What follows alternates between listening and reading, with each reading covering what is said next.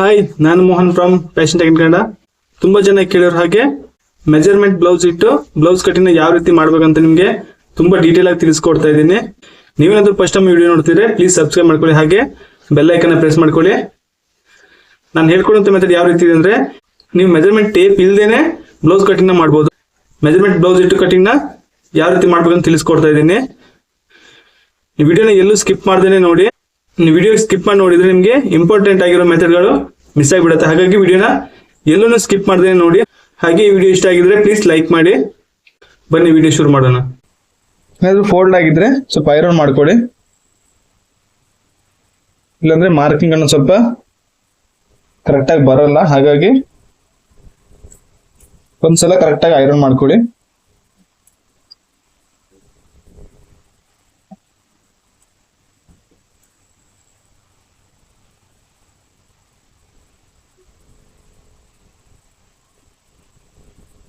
First 1/2 inch margin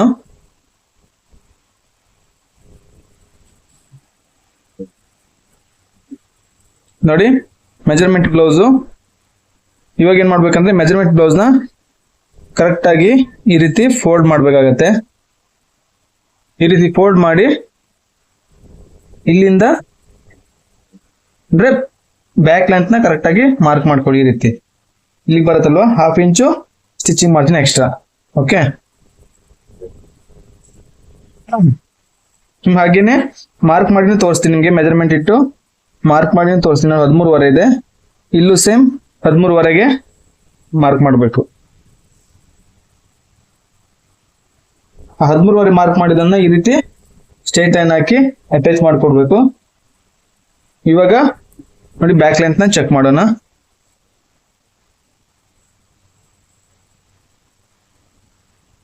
ನೋಡಿ, 13 inch ಇದೆ, ಕಾಣಿಸ್ತಿದ್ಯಾ? ನೋಡಿ 13 ಇಂಚ್ ಇದೆ ಅಲ್ವಾ? 13 ಇಂಚು ಮತ್ತೆ ಅರ್ಧ ಇಂಚ್ ಎಕ್ಸ್ಟ್ರಾ 13.5. ನೋಡಿ ಕರೆಕ್ಟ್ 13.5 ಬರ್ತಾ ಇದೆ.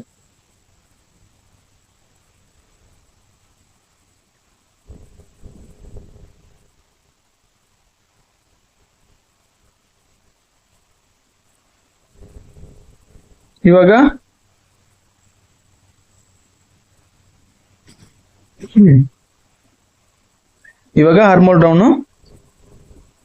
ಈ ಆರ್ಮೋಲ್ ಡೌನ್ ಮಾರ್ಕಿನ ಯಾವ ರೀತಿ ತಗೊಳ್ಬೇಕಂದ್ರೆ, ಇಲ್ಲಿಂದ ಇಲ್ಲಿ 1/2 ಇಂಚು ಎಕ್ಸ್ಟ್ರಾ ಸ್ಟಿಚಿಂಗ್ ಮಾರ್ಜಿನ್ಗೆ ಎಕ್ಸ್ಟ್ರಾ ತಗೊಳ್ಬೇಕು. ಅಂದ್ರೆ ನೀವು ಈ ರೀತಿ ಇಲ್ಲಿಂದ ಈ ರೀತಿ ಮಾರ್ಕ್ ಇದ್ರೆ ಇಲ್ಲಿಂದ ಒಂದ್ ಸ್ವಲ್ಪ ಎಕ್ಸ್ಟ್ರಾ ಈ ರೀತಿ ಕ್ರಾಸ್ ಅಲ್ಲಿ. ಅರ್ಥ ಆಯ್ತಾ ನಿಮಗೆ?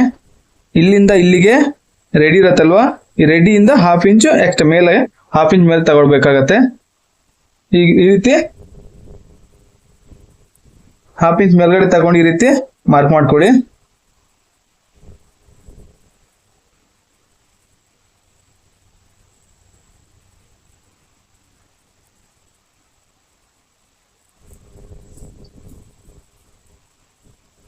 ಆಮೇಲೆ ವೇಸ್ಟ್ ಮೆಜರ್ಮೆಂಟ್ ನ ಚೆಕ್ ಮಾಡ್ಕೊಡಿ ಒಂದ್ಸಲ.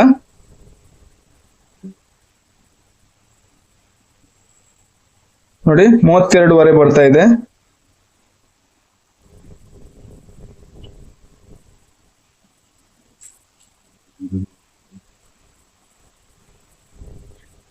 ಇವಾಗ 32.5ನ ಯಾವ ರೀತಿ ಮಾರ್ಕ್ ಮಾಡ್ಬೇಕು ಅಂದ್ರೆ,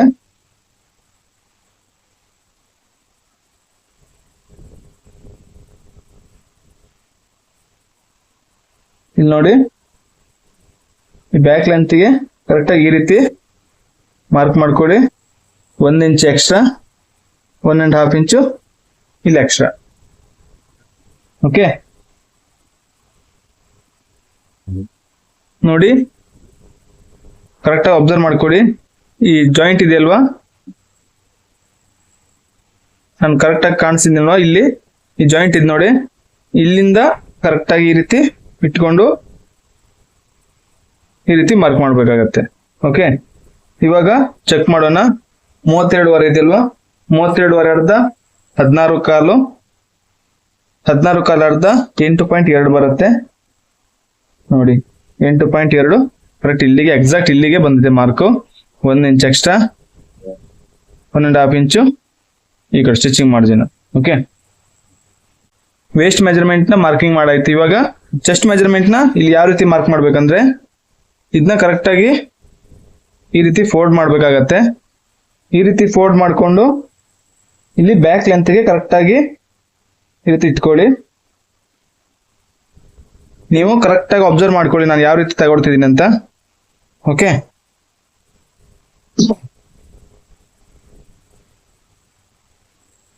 ಇಲ್ಲಿ ಒಂದ್ಸಲ ಕರೆಕ್ಟಾಗಿ ಅಬ್ಸರ್ವ್ ಮಾಡ್ಕೊಳ್ಳಿ. ನೋಡಿ, ಈ ರೀತಿ ಇಟ್ಕೊಳ್ಬೇಕಾಗತ್ತೆ. ಈ ರೀತಿ ಇಟ್ಕೊಂಡು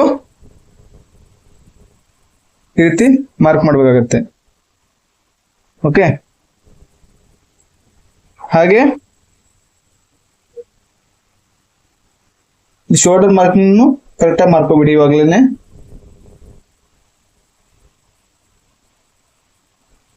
ನೋಡಿ ಕಾಣಿಸ್ತಿದ್ಯಾ?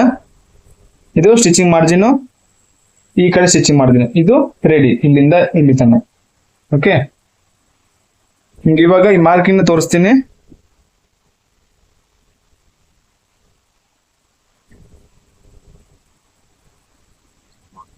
ಇವಾಗ ಟೇಪ್ ಇಟ್ಟು ಮೆಜರ್ ಮಾಡೋಣ, ನಾವು ಮಾಡಿದ್ ಕರೆಕ್ಟ್ ಇದೆಯಲ್ವಾ ಅಂತ.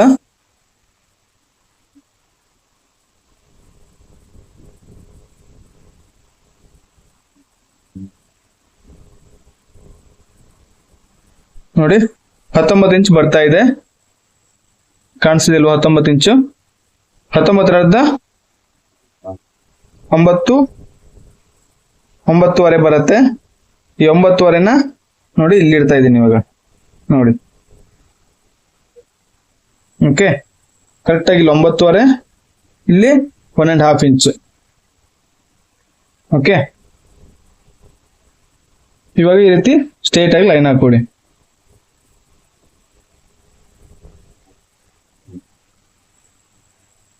ಹಾಗೆ ಈ ಶೋಲ್ಡರ್ನ ಅಳತೆ ಮಾಡೋಣ ಇವಾಗ.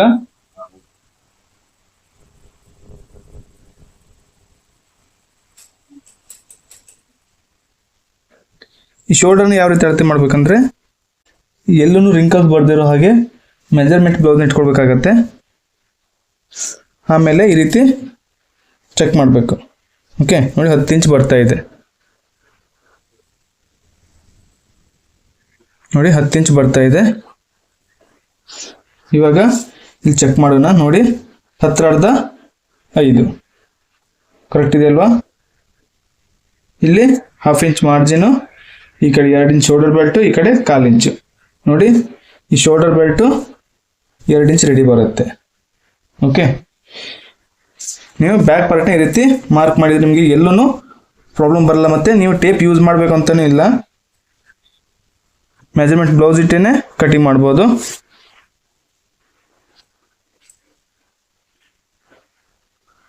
ಇವಾಗ ನಿಮಗೆ ಇಲ್ಲಿ ಟಕ್ಸ್ನ ಯಾವ ರೀತಿ ತಗೊಳ್ಬೇಕಂದ್ರೆ ಇದನ್ನ ಈ ರೀತಿ ಫೋಲ್ಡ್ ಮಾಡಿ. ಓಕೆ, ಫೋಲ್ಡ್ ಮಾಡಿ ಈ ರೀತಿ ಉಗುರಿಂದ ಗಟ್ಟಿಯಾಗಿ ಪ್ರೆಸ್ ಮಾಡಿಕೊಡಿ. ಹಾಗೆ ಇದನ್ನ ಈ ರೀತಿ ಒಂದು ಲೈನ್ ಹಾಕೊಡಿ.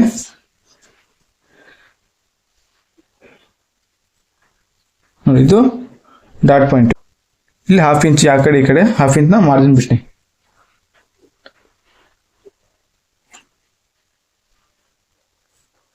ನೋಡಿ, ಇದಿಷ್ಟು. ಇವಾಗ ಆರ್ಮ್ ಶೇಪ್ನ ಡ್ರಾ ಮಾಡಿ. ಇಲ್ಲಿಂದ ಕರೆಕ್ಟಾಗಿ ಚೆಕ್ ಮಾಡ್ಕೊಳ್ಳಿ. ನೋಡಿ, ಇಲ್ಲಿ ಕರೆಕ್ಟ್ ಆರ್ಮಲ್ ರೌಂಡು ಕರೆಕ್ಟ್ ಆಗ್ತಿದೆ.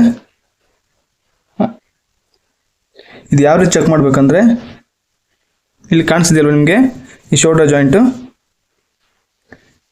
ಈ ಶೋಲ್ಡರ್ ಜಾಯಿಂಟಿಂದ ಈ ರೀತಿ ಕರೆಕ್ಟಾಗಿ ಇಡ್ತಾ ಬನ್ನಿ. ನೋಡಿ, ಓಕೆ, ಈ ರೀತಿ ಮಾರ್ಕ್ ಮಾಡಬೇಕಾಗತ್ತೆ. ನಿಮಗೇನೋ ಡೌಟ್ ಇದೆ ಟೇಪಿಂದ ಚೆಕ್ ಮಾಡ್ಬೋದು.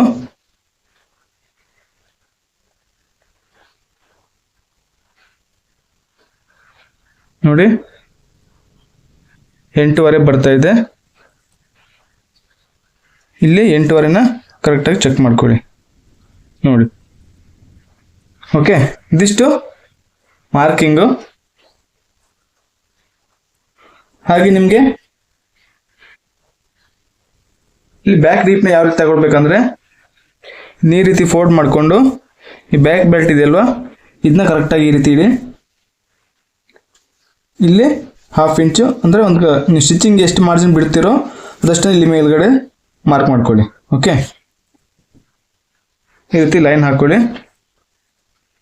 ಹಾಗೆ ನಿಮಗೆ ಬ್ರಾಡ್ ಎಷ್ಟು ಬೇಕು ಅಂತ ನೋಡಿ ಅದನ್ನ ಮಾರ್ಕ್ ಹಾಕೊಳ್ಳಿ.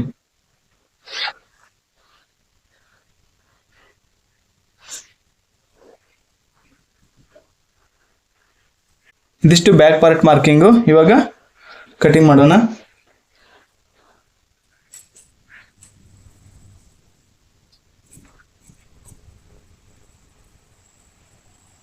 ಈ ವಿಡಿಯೋ ನಿಮ್ಗೆ ಅರ್ಥ ಆಯ್ತು ಅಂತ ಅನ್ಕೊಂಡಿದ್ದೀನಿ. ಈ ವಿಡಿಯೋ ಹೇಗೆ ಅಂತ ನನಗೆ ಕಮೆಂಟ್ ಮೂಲಕ ತಿಳಿಸಿ. ಹಾಗೆ ಏನಾದ್ರು ಡೌಟ್ ಇದ್ರೂ ಕೂಡ ನನಗೆ ಕಮೆಂಟ್ ಅಲ್ಲಿ ಹಾಕಿ, ನಾನು ರಿಪ್ಲೈ ಮಾಡ್ತೀನಿ. ನಿಮ್ಗೆ ಈ ವಿಡಿಯೋ ಇಷ್ಟ ಆಗಿದ್ರೆ ಪ್ಲೀಸ್ ಲೈಕ್ ಮಾಡಿ, ಹಾಗೆ ಶೇರ್ ಮಾಡಿ. ಪಾರ್ಟ್ 2 ವಿಡಿಯೋ ಬೇಕಿದ್ರೆ ನನಗೆ ಕಮೆಂಟ್ ಮಾಡಿ, ನಾನು ಖಂಡಿತವಾಗಿ ಪಾರ್ಟ್ 2 ವಿಡಿಯೋನ ಮಾಡ್ತೀನಿ. ಹಾಗೆ ಮುಂದಿನ ವಿಡಿಯೋದಲ್ಲಿ ಸಿಗೋಣ. ಬಾಯ್.